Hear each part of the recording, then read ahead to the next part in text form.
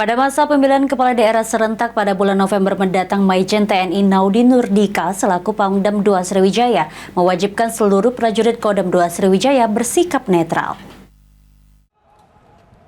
Laporan Komandan Pemilihan kepala daerah serentak yang akan dilakukan November 2024 mendatang membuat seluruh anggota baik polisi maupun TNI harus bersikap netral.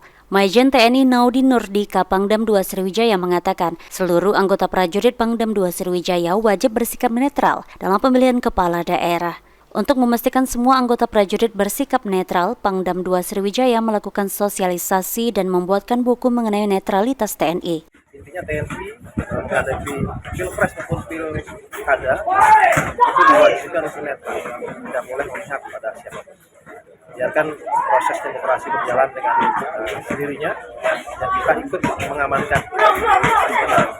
Upaya sendiri bagaimana Bang untuk memastikan bahwa seluruh anggota itu netral? Ya, kita sudah melakukan sosialisasi kepada anggota semua ya.